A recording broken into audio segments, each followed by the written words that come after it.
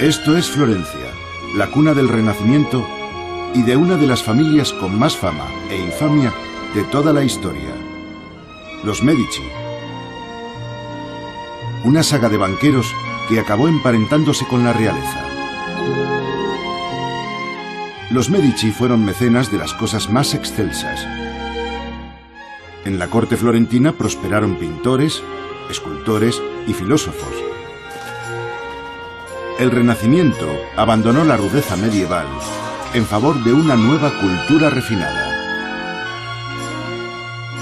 Hacía falta un gobernante de una pasta especial para tanto talento, un mandatario sibilino y capaz de mover todos los hilos.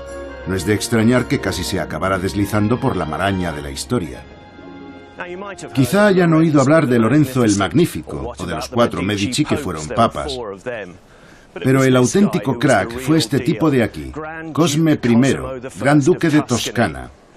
Ejerció su mandato a la vez que el mucho más conocido Enrique VIII de Inglaterra, pero fue Cosme quien sentó las bases de cómo debía ser un príncipe renacentista. Implacable, pero al mismo tiempo un hombre cultivado. Se podría decir que Cosme fue el mayor gobernante que han visto los siglos. Cosme se convirtió en duque de Florencia en 1537 por sorpresa, ya que solo era un primo lejano de la rama principal de la familia. Sus antepasados se habían dedicado al mecenazgo artístico desde el siglo XV, lo que dio lugar al mayor florecimiento de las artes en Occidente desde la antigüedad grecorromana. Pero también fue un periodo caracterizado por una terrible destrucción del patrimonio, alentada por el fervor religioso. Para culminar su empresa, Cosme debía restaurar los valores originales del Renacimiento: la belleza, el humanismo y el saber. Con Cosme al frente, se iba a abrir una nueva era para el retrato y el desnudo. Los florentinos empezarían a saber lo que es divertirse. Te digo una cosa, Paolo, esto sí es la Dolce Vita. Y eso incluía su aspecto. ¿Esto qué es, Roberta? Vaya, esto viene al pelo para comer sopa, ¿no? Incluso en algo tan intimidatorio como el manejo de la espada, Cosme se propuso hacer de Florencia la ciudad más refinada de Europa. Pero también la condujo a una nueva época de ambiciones y de intrigas.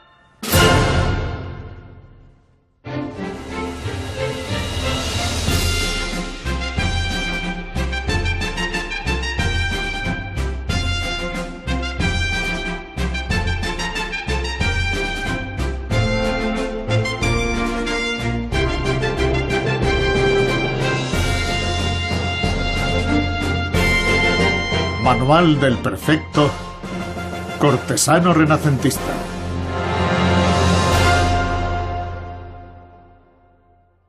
Regla número 1. Consigue un buen partido.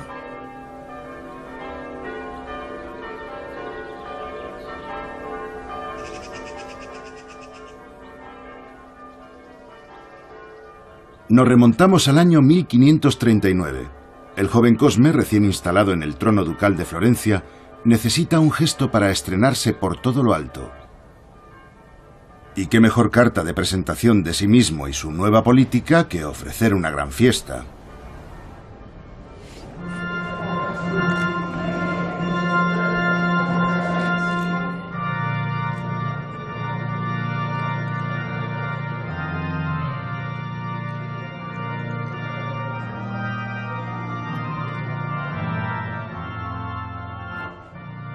A todo el mundo le encantan las bodas, ¿no?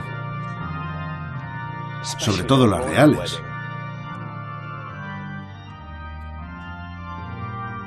El novio, Cosme de Medici, era un joven apuesto de tan solo 20 años.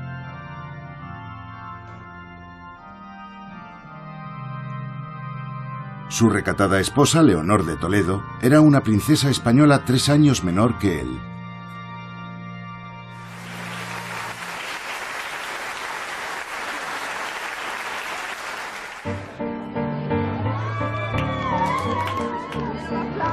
Con el enlace, Cosme gana prestigio y una buena fortuna.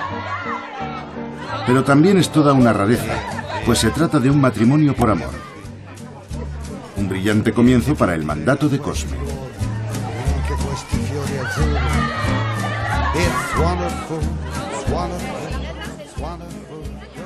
Leonor fue exhibida por toda Florencia como si fuera un trofeo, y miles de personas no perdieron detalle. Allá por donde pasaba, era agasajada con coros, orquestas y castillos de fuegos artificiales. El convite, al que asistieron más de 1000 personas, incluyó trompeteros, danzarines ligeros de ropa, contendientes de una justa, caballos enjaezados con finos arneses y hasta futbolistas profesionales. Los Beckham de la época no estaban dispuestos a perdérselo. La fiesta duró varios días. Toda esa pompa y circunstancia, el festín y la celebración, no hacían más que lanzar un claro mensaje. La nueva corte iba a emprender una fabulosa aventura, y todos estaban invitados. En Florencia no se había visto desde hacía años una fiesta así. Hubo porciones de tarta para todos y de las fuentes manaba vino. ¡Salud!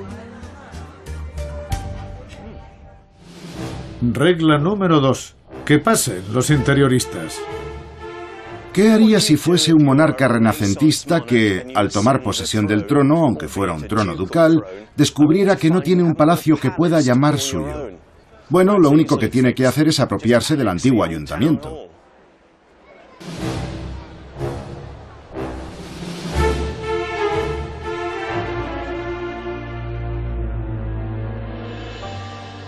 Se convocó a todos los pintores e interioristas de la ciudad para transformar lo que había sido un edificio municipal algo lúgubre en una residencia real que fuera a la vez el símbolo de una nueva era. Este era el lugar de reunión del pueblo, en el mismo corazón de su ciudad. Desde entonces pasó a ser el centro de la corte de Cosme. En teoría, bajo este inmenso techo, todos eran iguales, al menos esa era la idea. Pero ahora, con la nueva disposición, solo había una voz cantante, y esa voz era la del duque.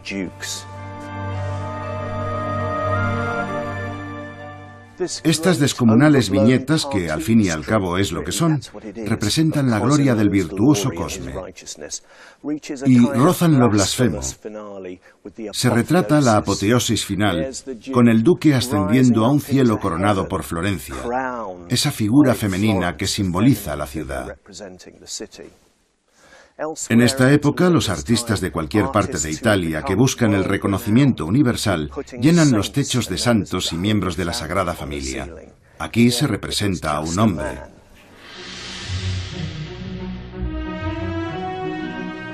El techo y todas las paredes están al servicio de las grandes virtudes del nuevo monarca.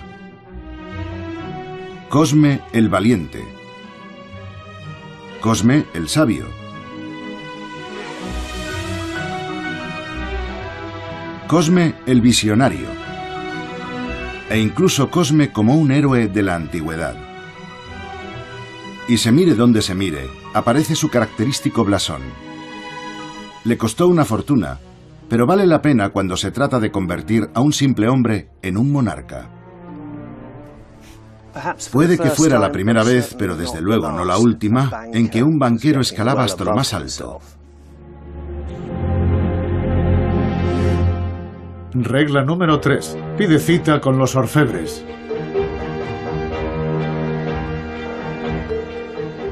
Cosme era un monarca que necesitaba rodearse del lujo. Aún hoy, en el viejo tesoro ducal, podemos admirar una pieza espléndida que da la medida de la magnificencia de las joyas de la corona. Un retablo en honor a uno de sus descendientes.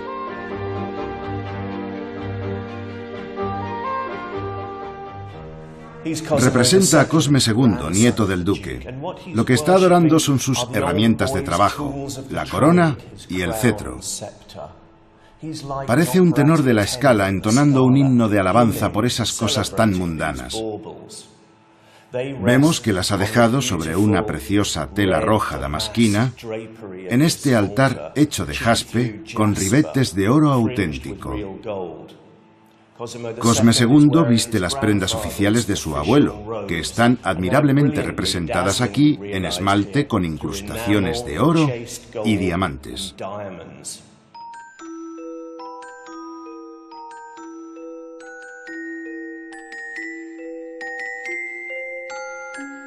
Así es como se vería Cosme en su momento de mayor esplendor. Su corona ducal era una verdadera obra de arte para la época. En la Florencia de hoy, el maestro orfebre Paolo Penco aún no sale de su asombro al ver la destreza con la que se manejaban sus predecesores. La corona ducal se perdió, no se ha conservado. Pero ¿cómo era? Como es obvio, para Cosme la corona era un símbolo de suma importancia, el símbolo del poder divino.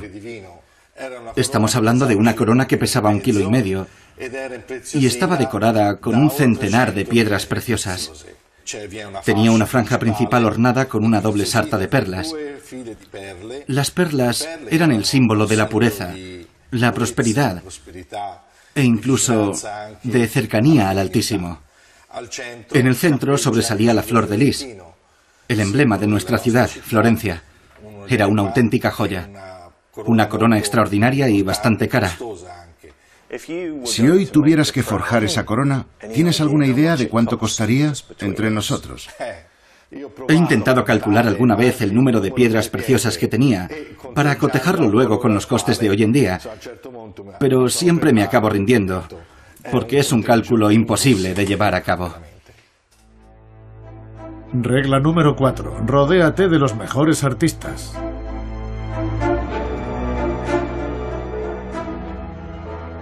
En el Renacimiento, las ciudades medían su grandeza por su arte y su arquitectura. Y en este sentido, el duque Cosme tenía un problema.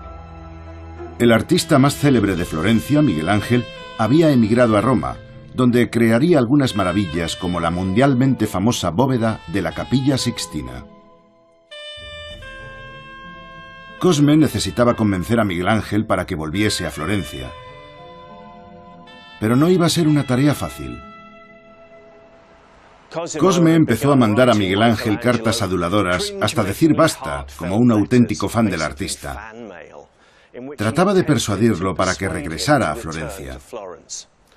En una de ellas dice: te exhortamos y rogamos con todo nuestro corazón, utiliza el plural majestático, asegurándote que verte entre nosotros sería gratificante. Lo que viene a ser lo siguiente: puedes moverte a tus anchas, puedes vivir como te dé la gana, me conformo solo con tenerte aquí.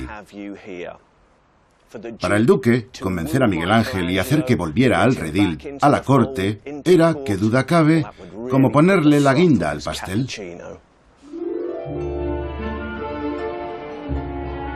Antes de cambiar Florencia por Roma, Miguel Ángel había legado a la ciudad su último símbolo. Vigoroso y bello a la vez. Fuerte, pero también delicado. David, el muchacho que acabó con el gigante Goliat, es la viva imagen de la victoria del débil sobre el poderoso. La figura del David se alzaba en el exterior del palacio de Cosme como una suerte de recordatorio mudo, pero irritante, de que su creador se negaba a volver.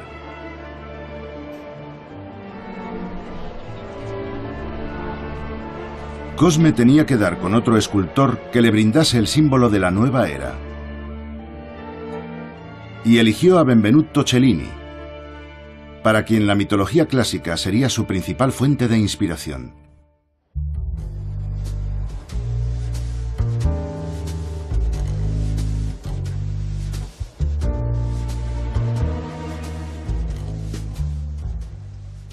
La monumental escultura de Perseo con la cabeza de Medusa, de Cellini, es una mezcla maravillosa de elegancia y exquisitez con lo más sórdido y lo más truculento.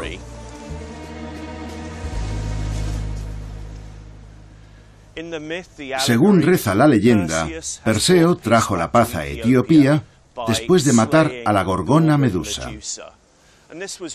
No es baladí que Cosme y su corte hicieran una lectura del mito en clave de legado y homenaje a quien acabó con la República para implantar una monarquía, un ducado.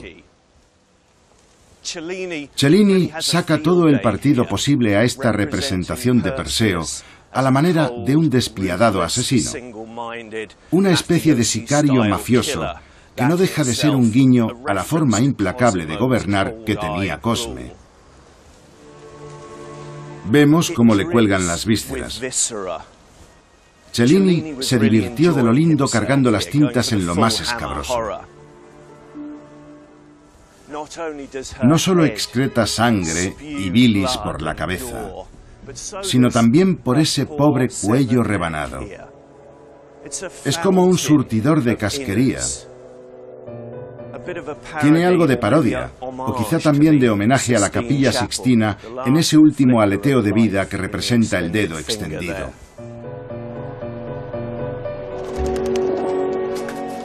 A Cosme le gustó el Perseo y vio en él la imagen que definiría la nueva idiosincrasia de la ciudad. Pero cuando los artistas de la corte se emplearon en retratar al duque, las cosas empezaron a ponerse feas. Regla número 5. Perfecciona el arte del retrato.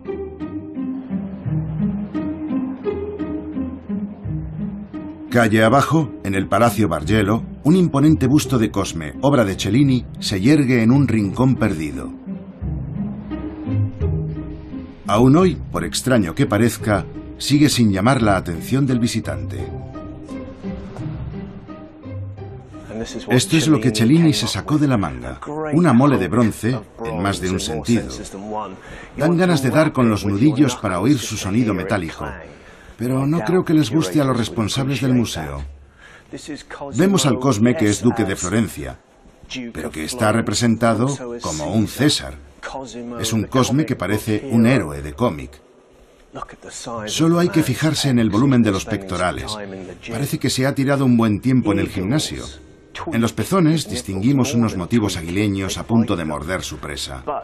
Sin embargo, ¿se aprecia en Cosme alguna muestra de dolor? No. ¿Por qué es tan admirable esta obra? Bueno, alguien de la corte de Cosme lo describió con estas palabras: los ojos grandes, la frente amplia, la barba densa y una mirada capaz de infundir el terror. Está claro que Cellini supo reflejar muy bien aquí ese retrato del duque. Cualquiera se atrevería a llevarle la contraria en un mal día. A Cosme no le gustó nada este busto, quizá por su excesivo realismo. Este tipo de imágenes iban bien para la época medieval, cuando un príncipe podía ser un bárbaro abandonado a todos sus deseos. Pero en la nueva era renacentista sencillamente no encajaba. Un gobernante debía buscar su propia forma de hacer las cosas sin que pareciese que le estaba costando un gran esfuerzo. Es decir, sin esos goterones de sudor o unos ojos fuera de sus órbitas.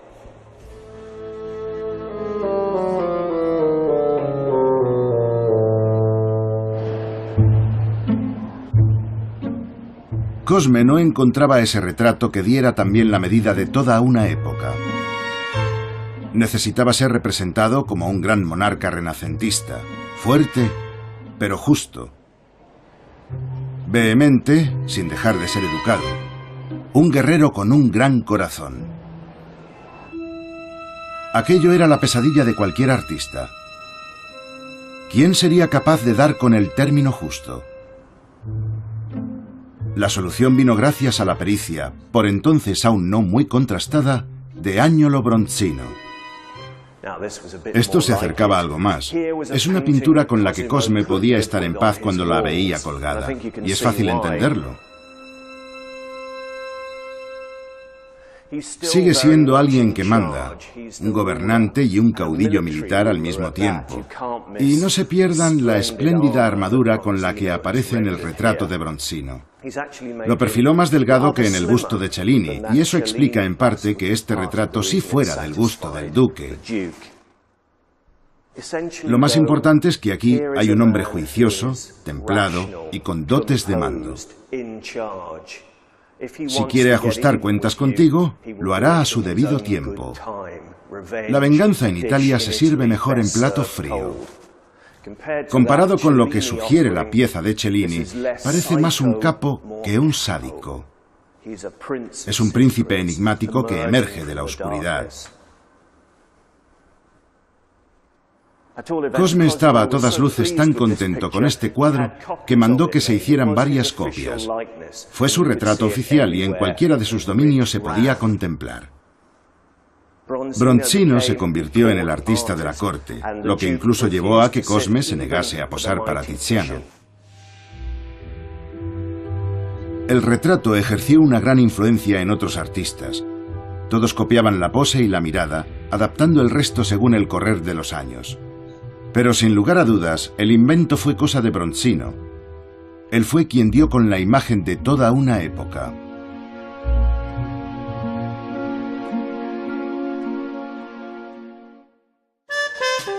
Regla número 6. Apúntate al desnudo.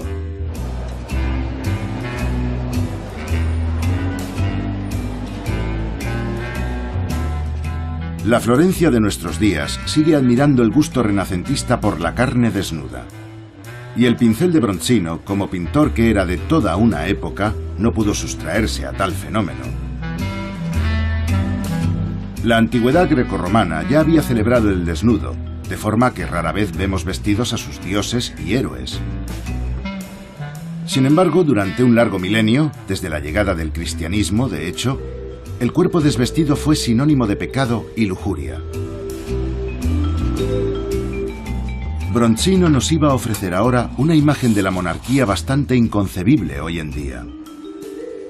Bronzino pintó al duque como uno nunca se hubiera podido imaginar. Creo que es el retrato íntimo más extraordinario que he visto nunca de un gobernante. El artista imagina a Cosme como un nuevo Orfeo, aquel héroe de una apasionante historia de amor eterno. Y es algo que resultó profético, ya que el duque y su esposa fueron una pareja muy unida y vivieron una larga e intensa relación. De alguna manera, viene a ser una preciosa prueba de amor. Un intercambio íntimo entre Cosme y su consorte. Es como si él le hubiera enviado un selfie, aunque no por medio de un iPad, sino recurriendo a los buenos oficios de un maestro como Bronzino. Cosme aparece aquí como un joven impetuoso que arde en deseos de tener entre sus brazos a su nueva esposa.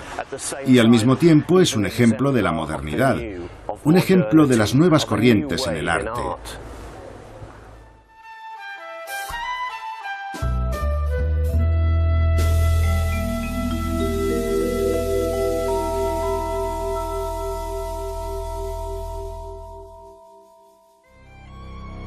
Regla número 7. Sé astuto.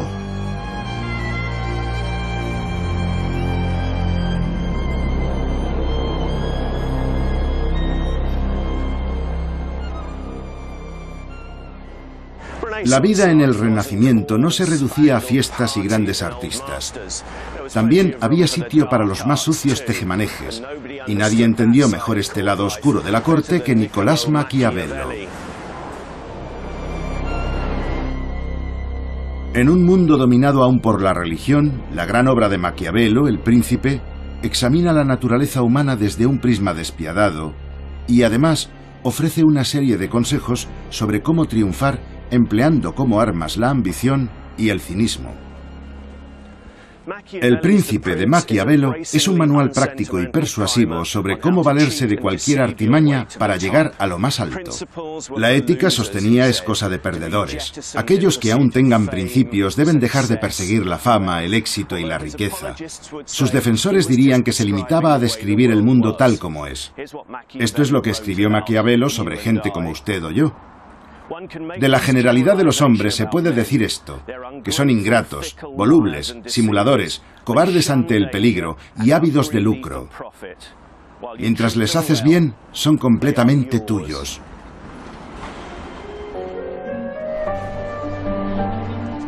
La doctrina de Maquiavelo sentó las bases para que Cosme dejara atrás un mundo caracterizado por la noción medieval de la misericordia, dando paso a ese otro donde el ejercicio implacable de la política se abría paso a codazos, La influencia del maquiavelismo sigue gravitando aún hoy entre nosotros.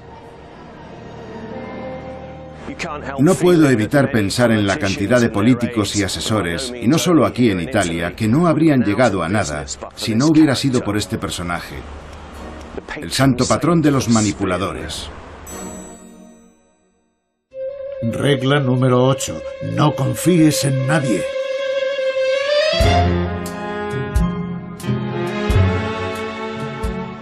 La Florencia del siglo XVI era un lugar peligroso. La familia Medici tenía muchos enemigos empeñados en acabar con ellos a toda costa. Al nuevo y joven gobernante no le iba a resultar fácil mantenerse con vida.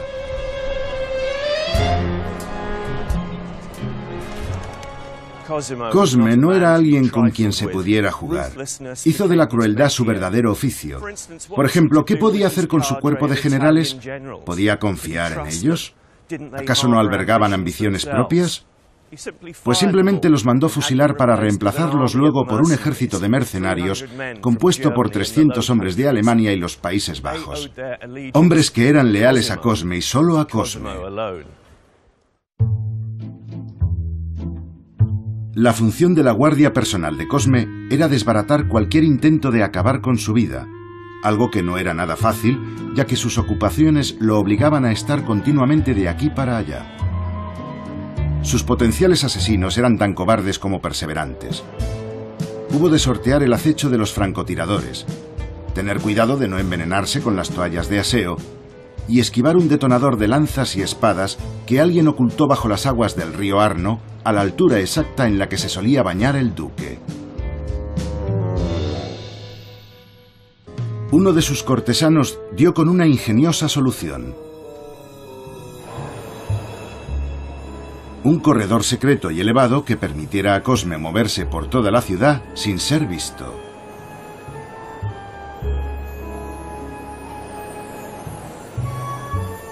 Incluso podía otear a sus súbditos mientras recorría su interior. Obra del arquitecto Giorgio Vasaril, esta construcción extraordinaria aún se alza sobre el río Arno, como una especie de galería superior del gran Ponte Vecchio, que extiende sus brazos hacia ambos lados de la ciudad. ¡Qué emoción!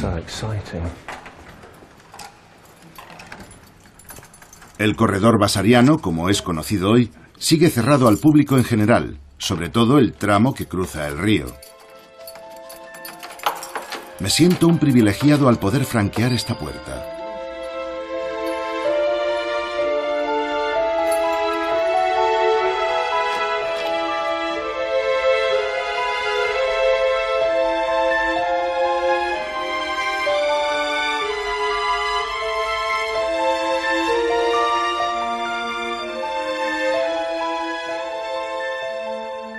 Hoy en día se utiliza como un anexo de la Galería de los Uffizi. Pero no ha perdido su condición de exclusivo mirador sobre la ciudad. En la otra margen del río, Cosme podía incluso cumplir con su observancia religiosa bajo la protección de esta pasarela hecha a su medida.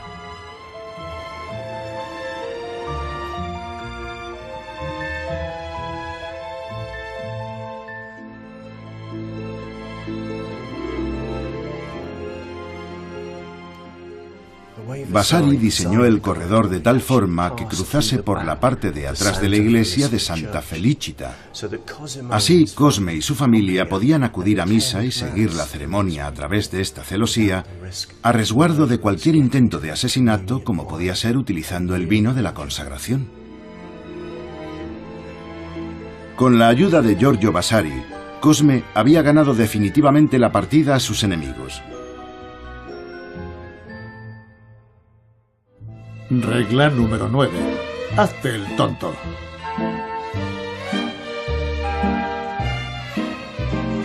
En la corte de Cosme se exaltaban las reglas de la simetría y la proporción áurea. Y lo que era válido para los edificios y los jardines, lo era también para el cuerpo humano. El ideal renacentista de la perfección en la arquitectura tenía su reflejo en la perfección anatómica, Se trataba de mostrar al hombre en su más refinada expresión. Pero si hablamos de los cortesanos de carne y hueso, resulta que el favorito de Cosme no encajaba demasiado en ese modelo.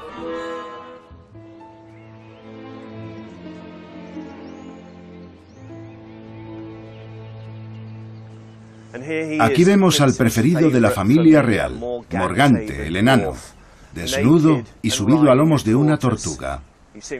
Parece que nos estuviera diciendo: ¿tú qué miras? Solo soy un tipo que ha salido a dar una vuelta montado en su mascota. Su trabajo no era otro que divertir al duque y hacer que éste resultara siempre más apuesto. Cuando iba a su lado, cargando unos cuantos bultos, Cosme parecía mucho más alto y mucho más delgado.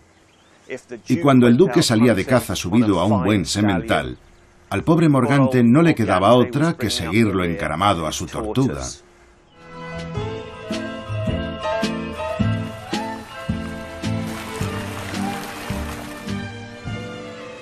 En aquellos tiempos, y seamos sinceros hasta hace bien poco, se creía que una deformidad física era reflejo de una cierta discapacidad mental.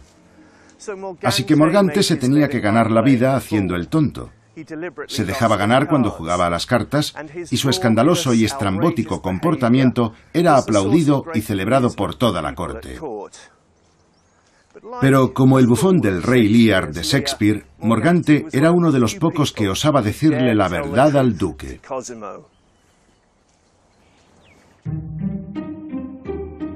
Morgante llevaba una vida agridulce en la corte. Por una parte, se tenía que prestar a todo tipo de números, a cada cual más humillante. Por otra, Cosme lo colmaba de regalos, lo que incluía casas y tierras. Y el mayor honor de todos fue este, un hermoso retrato a manos del pintor de cámara del duque.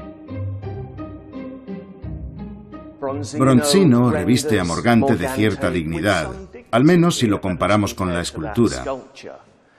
Aquí aparece con un porte de figura clásica en un día de caza. Es todo un hombre de acción. Asimismo, es una pieza de una notable audacia, pues Bronzino se vio envuelto en un agrio debate con un hombre llamado Barky acerca de qué expresión era más noble, la pintura o la escultura. Para Barky era la escultura, pues permite contemplar la pieza en toda su dimensión. Bronzino se lo refutó.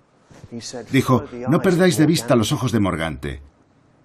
Y tras dar unos pasos, lo veréis ofreciéndonos la espalda. La pintura podía conseguir el mismo efecto que el mármol.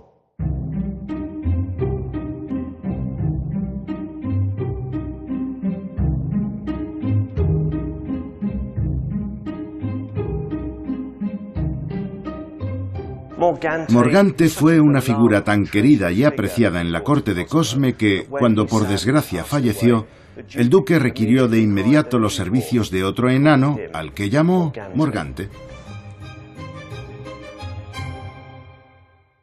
Regla número 10. Domina tus impulsos. El Renacimiento elevó el combate cuerpo a cuerpo a la categoría de una elegante danza cortesana. Atrás quedaba la testosterona de las justas medievales. Ahora la lucha, por muy mortal que fuese, era un ejercicio coreográfico. El maestro de la nueva danza fue Camilo Agripa, autor de un tratado sobre la ciencia de las armas, publicado en 1553 y dedicado al duque.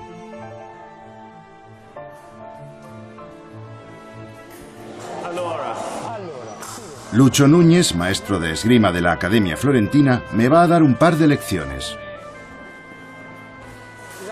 La esgrima de la corte de Cosme I de Medici era genial y muy avanzada para la época. Sígueme. Voy a intentar recrear el toque que hizo de la esgrima de los Medici la más famosa del Renacimiento de Italia e incluso del mundo entero. Fantástico. La máscara Steven. El tratado de Agripa sentó las bases de un repertorio básico de movimientos. Hay 4 posiciones fundamentales. Segunda, tercera y cuarta. Todas las estocadas debían hacerse con un rápido movimiento circular. Cuando yo retrocedo, tú avanzas. Cuando yo avanzo, tú retrocedes. Hay que perfeccionar el juego de piernas, blandir la espada en la posición adecuada y mantener el cuerpo fuera de peligro. Te voy a enseñar a tirar una estocada mortal. Cuando yo esté a punto de tocarte, dobla la espada hacia la izquierda y atácame tú sin que yo te toque. ¡Estupendo! Por último, si uno quiere anticiparse a los movimientos potencialmente letales de su contrincante, nunca debe perder de vista la mano de la espada del rival.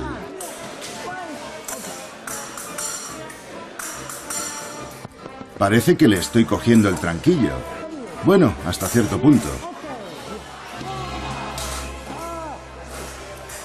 Mira, Steven, tengo que decirte una cosa. Has bajado la guardia. Si estuviéramos en el siglo XVI, me habría quedado con tu casa, tu castillo, tu novia, tu oro, tus diamantes, tu bodega, con todo. Gracias. Regla número 11. Vístete para la ocasión.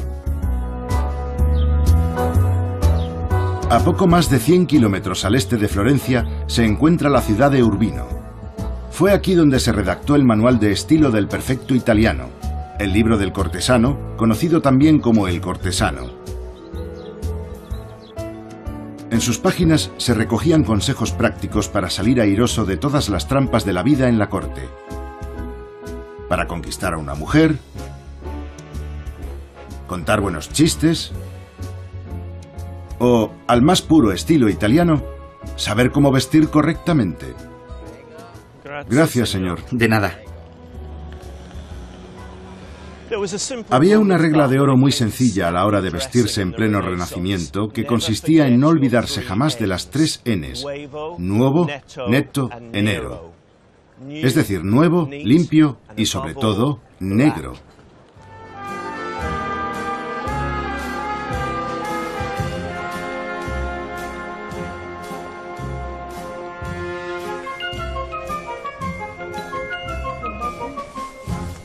Vaya, es como un mini paracaídas. El negro italiano era sobrio, serio y de buen gusto, con la única excepción, quizá, de una zona muy concreta. ¿Esto qué es? Es lo que en italiano llamamos, bueno, la conocida bragueta. Roberta Orsi Landini, especialista en la historia del vestido, me ayuda a entender las contradicciones de la moda renacentista cuando el negro, tan elegante, tuvo que hacerle sitio a una ridícula bragueta. Desde luego tiene una forma inconfundible. ¿Qué sentido tenía esto? Era una prenda que evocaba la virilidad, la fuerza del hombre, su masculinidad. En aquella época, Roberta, ¿podríamos decir que la bragueta se ajustaba a los cánones anatómicos? Por supuesto que no. Era un trampantojo. Es evidente que los hombres querían aparentar más atributos de los que tenían. ¿Tenía alguna utilidad práctica o no era más que una mera exhibición al más puro estilo varonil? Era pura fanfarronería, pero también se podía usar, por ejemplo, como un bolsillo. Para guardar las llaves o unas cuantas monedas. Sí, llaves, monedas, un pañuelo, cosas por el estilo. Así que alguien diría, ¿dónde habré metido las llaves? Anda, están en mi bragueta. Y a nadie de entonces le resultaba un tanto extraño o extravagante llamar la atención de esa manera sobre sus, en fin, ¿cómo decirlo? Sus partes íntimas. Es que entonces era algo normal. Ellos no lo veían como nosotros lo vemos ahora. ¿Como mujer lamentas que se pasara de moda la bragueta? No, por favor. ¿No? No, era muy indecente. ¿Muy indecente? Sí, indecente. ¿No crees que tenía una cierta intención paródica? ¿No? ¿No? No, no lo creo. Sí pienso que son mejores los bolsillos normales. Bueno, ¿y cómo dirías tú que me queda? En fin, no está mal del todo, pero también te puedes colocar encima este abrigo. Ah, hay más. Vale, ¿por qué no?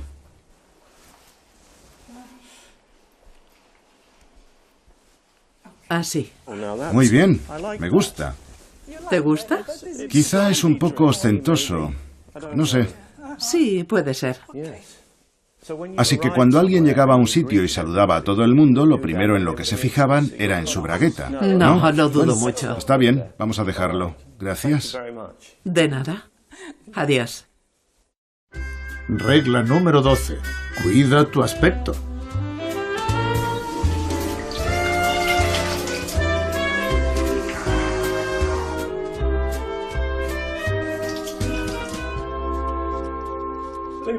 Lo crean o no, los hombres de la corte de Cosme eran metrosexuales.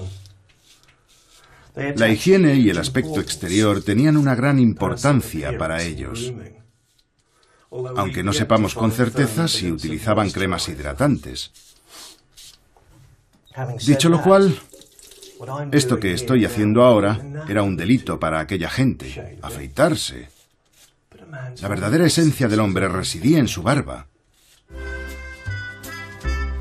En Inglaterra, Enrique VIII lucía una atractiva barba recortada. Francisco I de Francia mostraba un tupido vello facial muy masculino. Y hay algo nocturno en la barba del emperador del Sacro Imperio Romano Germánico Carlos V. El de barbero era un oficio importante en la corte florentina. Gabriele Filistrucchi es el último representante de una familia que lleva más de 300 años dedicada al negocio de las barbas y las pelucas.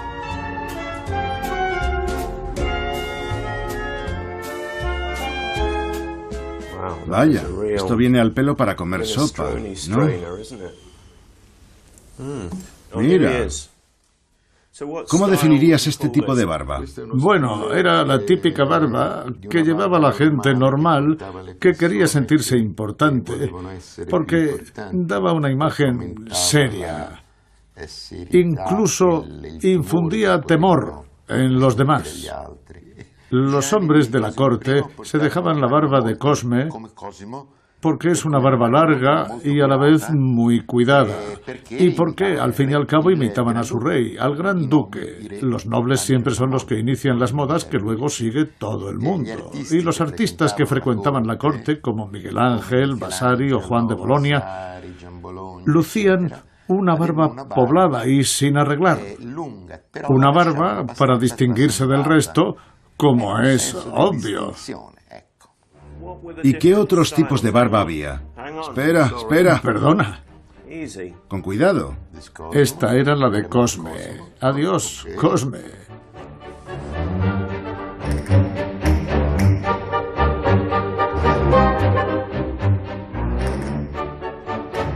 Como un papa.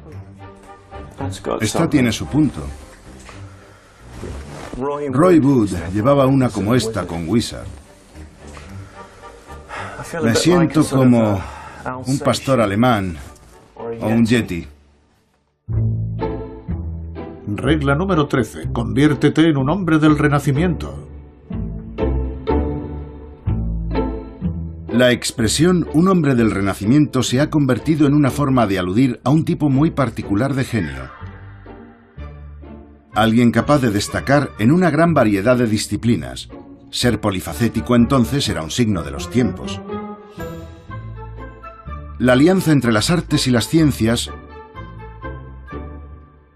propició que los hombres más creativos se volvieran una pieza clave en la corte de Cosme. Y parece que una de esas mentes particularmente brillantes sobresalía por encima del resto. Bernardo Buontalenti nos obsequió con algo que es para toda la vida. Fue una figura de lo más relevante, todo un hombre del Renacimiento. Arquitecto, escenógrafo e inventor de increíbles máquinas autopropulsadas.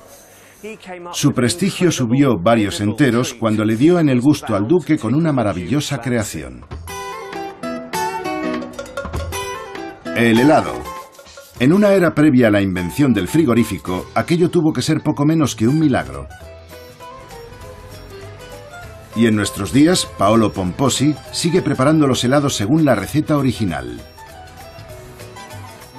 El helado Buontalenti lleva leche, huevos, nata y azúcar, sin más ingredientes.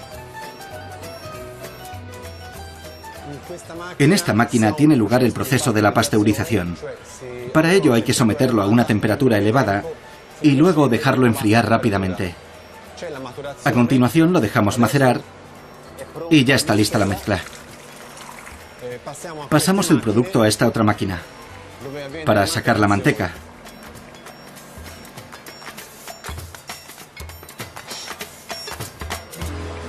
Se añade un poco de aire y ya tenemos el helado. Un tercio del helado no es más que aire.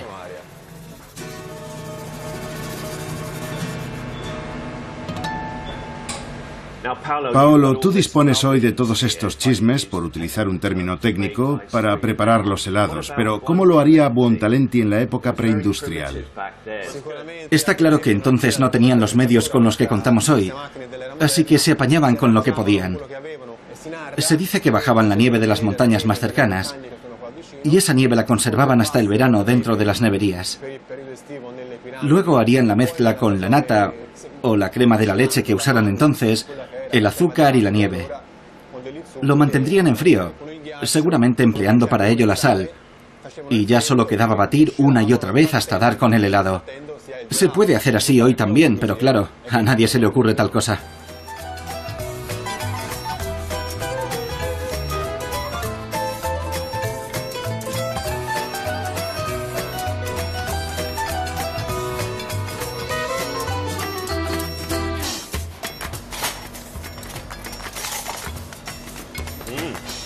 ¿Está buena? Sí. Bien. Casi puedo saborear la nieve de los Apeninos. Te digo una cosa, esto sí es la Dolce Vita. Regla número 14. Logra la inmortalidad como artista.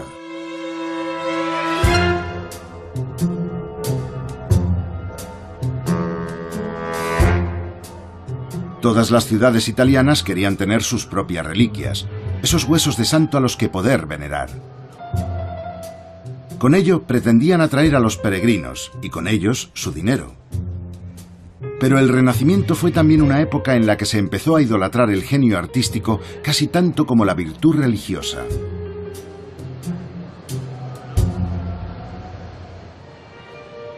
El 18 de febrero de 1564, Miguel Ángel, el artista emigrado, murió en Roma. Todo intento de Cosme por hacerle volver había resultado en vano. Pero aún quedaba una última baza.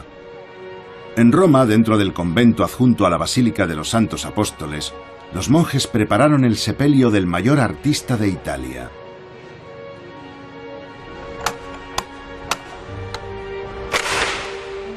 Buenos días. Buenos días. Fray Maximilian de la Orden Franciscana tiene la gentileza de contarme qué es lo que pasó aquí. Este es el monumento en memoria de Miguel Ángel. Miguel Ángel Buonarroti, escultor, pintor, arquitecto. Fue enterrado en esta Basílica de los Santos Apóstoles. Pero su cuerpo fue robado por los florentinos con malas artes.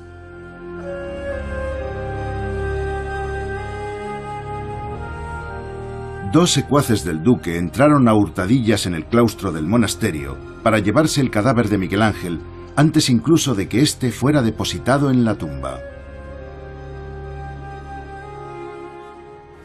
Cuénteme algo más sobre aquel episodio increíble que parece una especie de antecedente del saqueo de cementerios. Robar el cuerpo del artista tuvo que ser un acontecimiento. Sí, todo un acontecimiento. Lo llevaron a cabo en secreto, por la noche, a escondidas. Vinieron los florentinos y se apoderaron del cuerpo. A la mañana siguiente, cuando se levantaron los monjes, Miguel Ángel ya no estaba.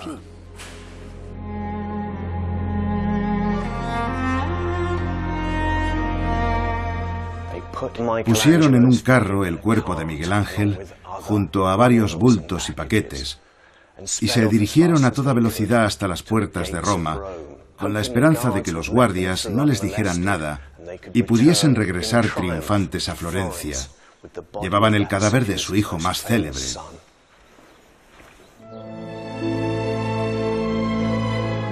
Tuvieron suerte y volvieron a casa sanos y salvos.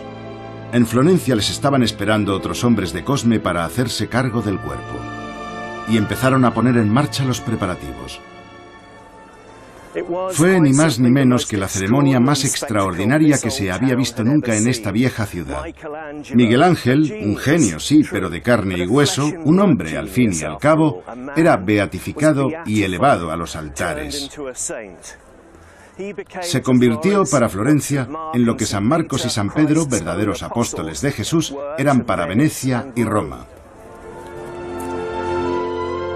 Se le confirió al artista la misma categoría que a aquellos dos discípulos de Cristo. Sería sepultado en la iglesia reservada a los grandes héroes de la ciudad, la Basílica de Santa Croce, y la tumba en sí misma acabaría siendo un hito del arte florentino.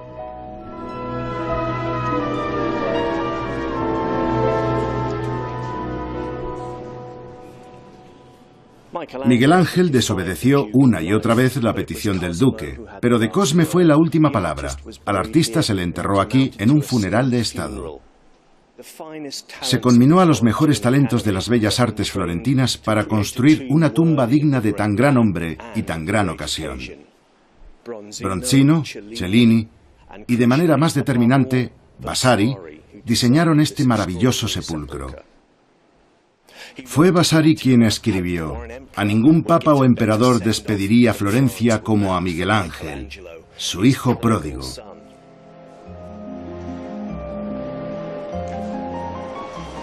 La tríada de alegorías taciturnas de la parte inferior es una personificación de las tres disciplinas artísticas en las que Miguel Ángel destacó. A la izquierda, la figura que encarna la pintura. Aunque tiene una escultura en la mano, con la otra vemos que agarra unos pinceles. Y es que se dispone a hacer un retrato de esa figura. La estatua del centro representa el arte de la escultura. De ahí el cincel y el bloque de mármol puro. Y a la derecha del todo distinguimos la arquitectura, ya que sostiene en una mano lo que podría ser un juego de planos y en la otra un compás. Y arriba, en lo más alto, el gran busto del insigne artista, el busto del propio Miguel Ángel. Vasari, desconsolado por la muerte de su ídolo, afirmó haber sido testigo de un suceso casi milagroso cuando el cuerpo de Miguel Ángel fue devuelto a la ciudad 25 días después de su muerte. Dijo que se lo había encontrado incorrupto y sin que exhalara ningún tipo de hedor. No era poco tentadora la idea de que simplemente se hubiera abandonado a un sueño dulce y tranquilo. La canonización del artista estaba garantizada.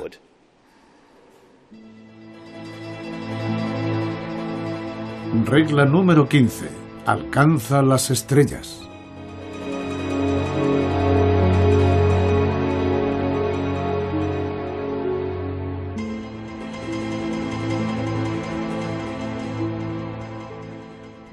Al final de su vida, la figura del gran duque empezaba a declinar. Fue un hombre implacable, pero capaz de atemperar su crueldad gracias al amor que profesaba a su familia. Sin embargo, en el año de los horrores, una epidemia de malaria se llevó a su mujer, 2 hijos y 2 hijas, incluida su predilecta, María.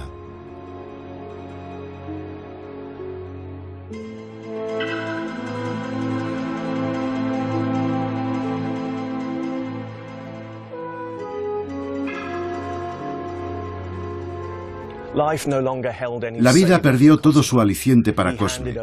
Prácticamente abdicó en otro de sus hijos para abandonarse a una inopinada carrera de mujeriego que alternaba con largas reclusiones solitarias en sus aposentos. Tras una serie de achaques que lo fueron debilitando, murió en 1574.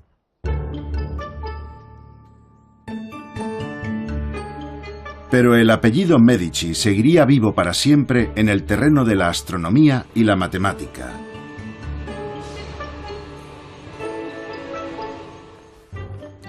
A Cosme le gustaba tener un matemático en la corte, alguien a quien poder consultar sobre materias tan arduas como la antigua geometría helena o el movimiento de los cuerpos celestes. Estamos muy lejos ya del oscurantismo de la época medieval. La labor del matemático del duque llegaría a servir de fuente de inspiración para uno de los mayores pensadores de la historia.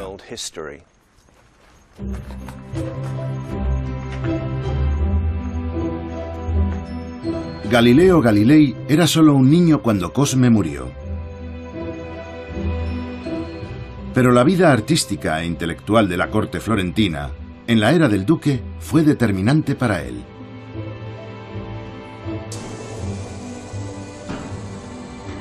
El observatorio de Arcetri, a las afueras de Florencia, se encuentra en las mismas colinas donde Galileo hizo sus observaciones. Los hallazgos de Galileo contribuyeron a derribar el viejo sistema de creencias medieval, según el cual era el cosmos el que giraba alrededor de la Tierra. ¡Qué bonito! Es precioso.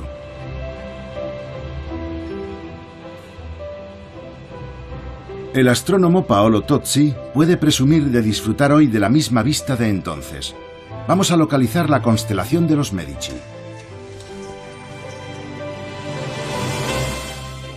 Perfecto. Se distingue muy bien, ¿no? ¿No es emocionante? Así que esos son los planetas medíceos, ¿no? Así es.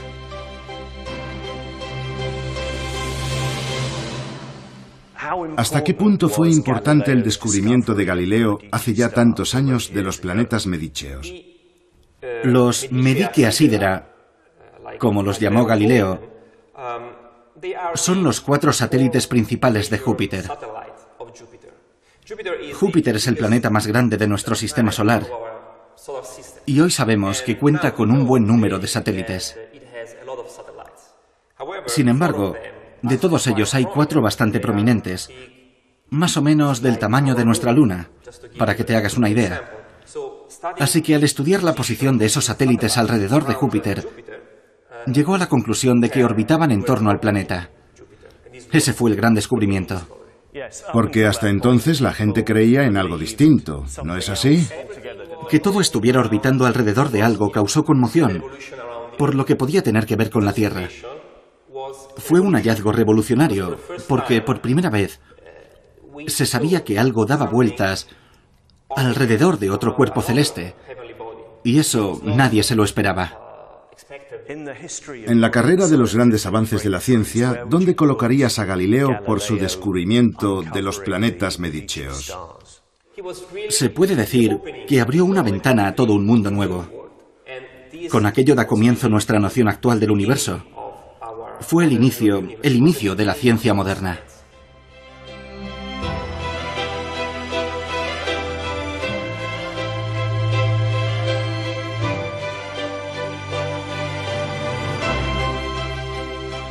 Un arte divino floreció en medio de un gobierno autoritario y muy comprometido con el patronazgo. Las estrellas miraban ya con agrado una nueva era de escándalos artísticos y poder absoluto en el siglo XVII francés con el llamado Rey Sol. Se lo contaremos en otro episodio.